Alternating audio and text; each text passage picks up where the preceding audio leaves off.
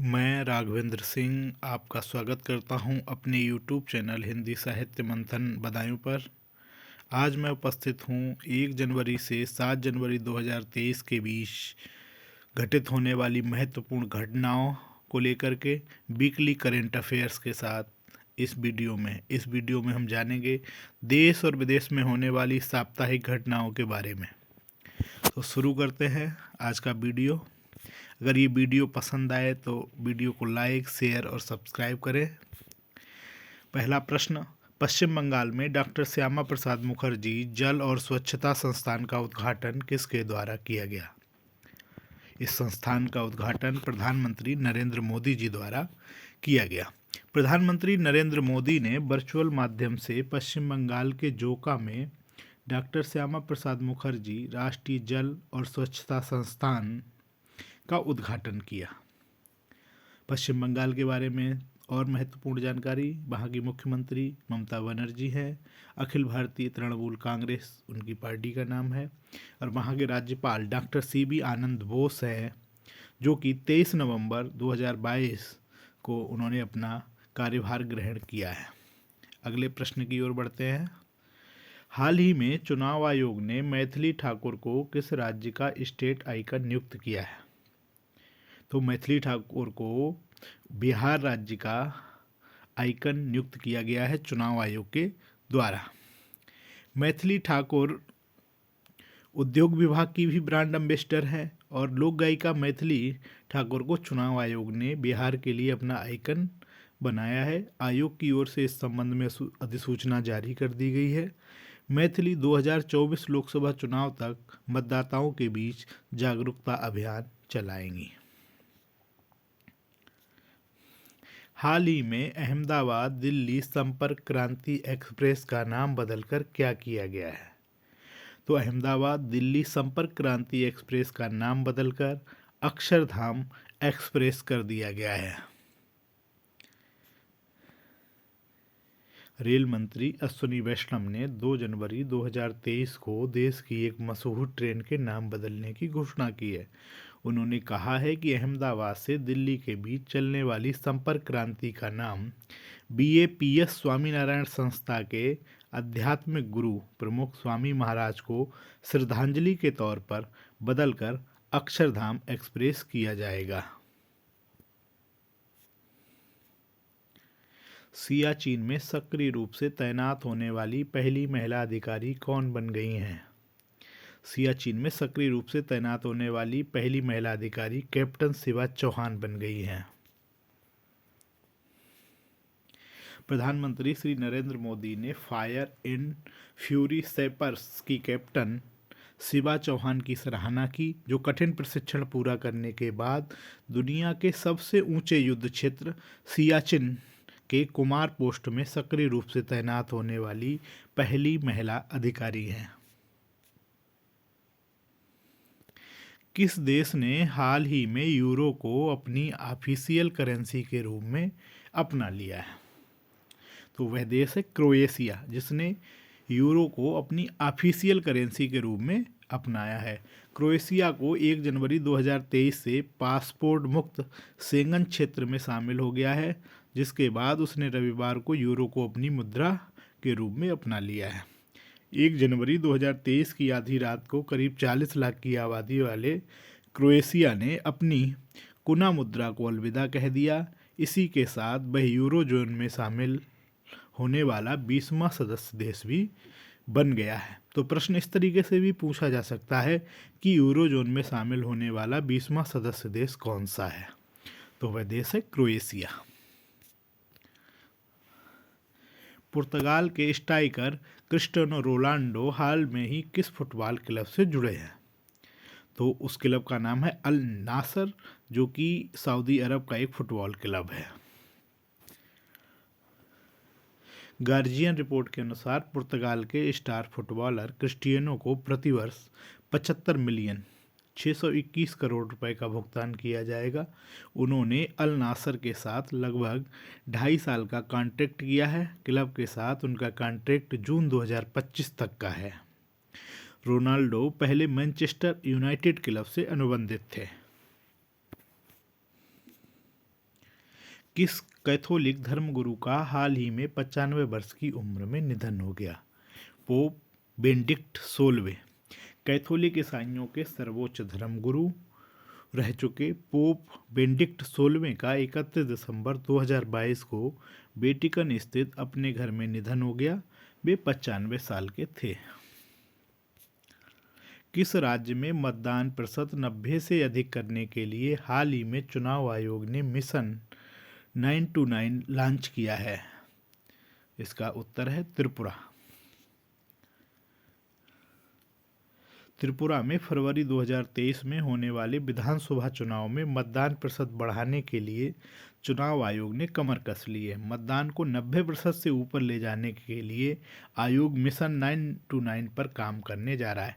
इसके लिए 929 मतदान केंद्रों पर ध्यान दिया जाएगा, जहां पहले 90% से कम मतदान हुआ था। त्रिपुरा के बारे में जानते हैं। विधानसभा सीटों की संख्या कुल 60 है। वर्तमान मुख्यमंत्री माणिक साहा भारतीय जनता पार्टी से संबंधित हैं। ध्यान रखने योग्य ये भी बात है कि माणिक सरकार विपक्ष के नेता हैं और माणिक साहा जो है वो वर्तमान मुख्यमंत्री हैं और माणिक सरकार विपक्ष के प्रमुख नेता हैं। वर्तमान राज्यपाल सत्यदेव नारायण आर्य हैं। हाल ही में लक्ष्मी सिंह किस राज्य की पहली महिला पुलिस कमिश्नर बनी हैं? तो आंसर है उत्तर प्रदेश। उत्तर प्रदेश के गौतम बुद्ध नगर में पुलिस कमिश्नर पद पर लक्ष्मी सिंह को तैनात कर दिया गया है। यूपी में इस पद तक पहुंचने वाली वे पहली महिला अधिकारी बन गई हैं।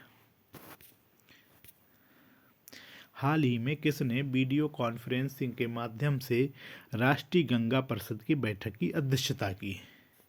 तो गंगा परिषद की बैठक की अध्यक्षता नरेंद्र मोदी जी द्वारा की गई है, जिसमें उन्होंने प्रधानमंत्री नरेंद्र मोदी ने गांधीनगर से वीडियो कॉन्फ्रेंसिंग के जरिए कोलकाता में हो रही राष्ट्रीय गंगा परिषद की दूसरी बैठक की अध्यक्षता की।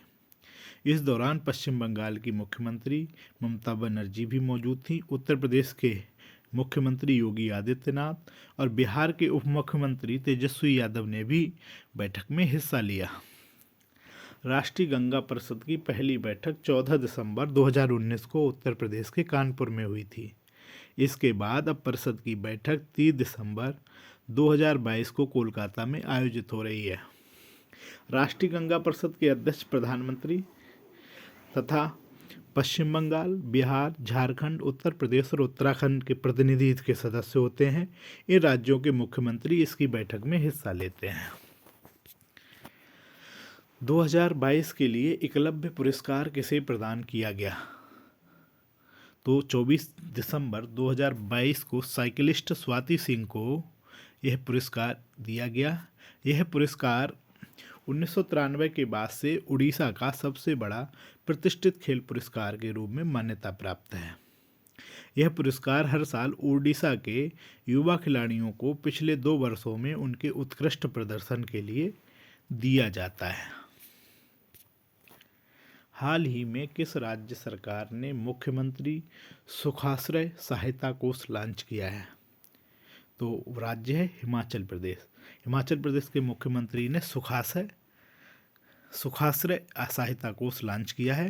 हिमाचल प्रदेश के मुख्यमंत्री सुखविंदर सिंह सुक्खू ने 1 जनवरी 2023 को 101 करोड़ रुपए के परिव्यय के साथ मुख्यमंत्री सुखाश्रय सहायता कोष का आरंभ किया। सभी मंत्री और कांग्रेस विधायक अपना पहला वेतन कोष में देंगे।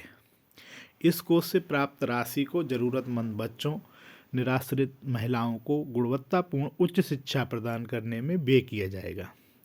उन्होंने कहा कि इन छात्रों और महिलाओं को एक विशेष राशि दी जाएगी जो उन्हें वांछित उच्च शिक्षा प्राप्त करने में मदद करेगी। हाल ही में किस राज्य में 2 वर्ष बाद पुनः धनु यात्रा का आयोजन हुआ? उत्तर है ओडिशा। धनु यात्रा 11 दिनों तक चलने वाला त्यौहार है। ये दुनिया का सबसे बड़ा open air theatre festival Orissa के बरगढ़ जिले में आयोजित किया जाता है। धनु यात्रा 2022-23 का आयोजन 28 दिसंबर 2022 से 6 जनवरी 2023 तक किया जाएगा। त्यौहार का विषय कृष्णलीला और उनकी मथुरा विजय पर आधारित है। इसमें कृष्ण से संबंधित विभिन्न लीलाएं दिखाई जाती हैं, जो उनके बाल लीलाओं से शुरू होकर के मथुरा विजय तक की घटनाओं को प्रदर्शित करता है। विंटेज वाहनों के लिए अलग पंजीकरण करने वाला पहला राज्य हाल ही में कौन सा बना है? तो ओडिशा। 50 साल से अधिक पुराने विंटेज वाहनों, दोनों 2 और 4 पहिया वाहनों के लिए एक अलग पंजीकरण प्रक्रिया वाला पहला भारतीय राज्य उड़ीसा बन गया है। भारत में पुराने वाहनों की विरासत को संरक्षित और बढ़ावा देने के लिए केंद्र ने पुराने मोटर वाहनों की पंजीकरण प्रक्रिया को औपचारिक रूप दिया है। एक बार विंटेज के रूप में पंजीकृत होने के बाद इसे नियमित या व्यावसायिक उद्देश्यों के लिए सड़कों पर चलाने की अनुमति नहीं दी जाएगी। जो 50 साल से पुराने वाहन हैं उनका पंजीकरण तो होगा, लेकिन वो पंजीकरण प्रक्रिया विंटेज प्रक्रिया होगी, जिसके माध्यम से जो पंजीकृत वाहन होंगे उनको नियमित या व्यावसायिक उद्देश्य से सड़कों पर चलाने की अनुमति नहीं दी जाएगी। विंटेज मोटर वाहन को केवल प्रदर्शन, तकनीकी अनुसंधान या विंटेज कार रैली, ईंधन भरने और रखरखाव प्रदर्शनियों, विंटेज रैलियों में भाग लेने के लिए भारतीय सड़कों पर चलने की अनुमति है। हाल ही में स्मार्ट कार्यक्रम की शुरुआत किसने की है? आयुष मंत्रालय ने। आयुष मंत्रालय ने smart scope for main streaming Ayurveda research and teaching professionals कार्यक्रम शुरू किया है। इसका उद्देश्य आयुर्वेद कॉलेजों और अस्पतालों के माध्यम से प्राथमिकता वाले स्वास्थ्य अनुसंधान क्षेत्रों में बढ़ावा देना इसका कार्य है। वर्तमान में केंद्रीय आयुष मंत्री श्री सर्बानंद सोनोवाल हैं। श्री सर्बानंद सोनोवाल असम के पूर्व मुख्यमंत्री भी रह चुके हैं। हाल ही में राज्य खाद्य सुरक्षा योजना के तहत कौन सी राज्य सरकार 1 वर्ष के लिए मुफ्त चावल प्रदान करेगी? प्रश्न एक बार पुनः, हाल ही में राज्य खाद्य सुरक्षा योजना के तहत कौन सी राज्य सरकार 1 वर्ष के लिए मुफ्त चावल प्रदान करेगी? तो वह राज्य है उड़ीसा। 108वीं भारतीय विज्ञान कांग्रेस का आयोजन कहाँ किया गया? नागपुर। हाल ही में भारत पे ने सीईओ के रूप में किसे नियुक्त किया है? नलिन नेगी। राष्ट्रपति मुर्मू ने 4 जनवरी 2023 को किस शहर में संविधान उद्यान का उद्घाटन किया? इसका उत्तर है जयपुर। विश्व ब्रेल दिवस कब मनाया गया? 4 जनवरी। लूला डा सिल्वा किस देश की तीसरी बार राष्ट्रपति बने? आंसर है ब्राजील। किस राज्य के मंदिरों में श्रद्धालुओं के मोबाइल फोन ले जाने पर रोक लगाई गई? Tamil Nadu. ICC T20 cricketer of the year पुरस्कार के लिए नामित किया गया है स्मृति मंधाना और सूर्य कुमार यादव। भारत की पहली अंडर वाटर मेट्रो ट्रेन कब से शुरू होगी? दिसंबर 2023। अंतरिम केंद्रीय सतर्कता आयुक्त किसे नियुक्त किया गया है? प्रवीण कुमार। इजराइल देश के नए प्रधानमंत्री कौन बने हैं? Benjamin Netanyahu. किसने सीमा सुरक्षा बल का प्रहरी ऐप लॉन्च किया है? अमित शाह। हाल ही में किस देश ने 2023 के पहले 6 महीनों के लिए यूरोपीय संघ परिषद की अध्यक्षता संभाली है? स्वीडन। हाल ही में रेलवे ने कब तक शुद्ध शून्य कार्बन उत्सर्जन हासिल करने की योजना बनाई है? 2030 तक। हाल ही में पशुओं के लिए भारत के पहले IVF मोबाइल यूनिट की शुरुआत किस राज्य में की गई है? उत्तर है गुजरात।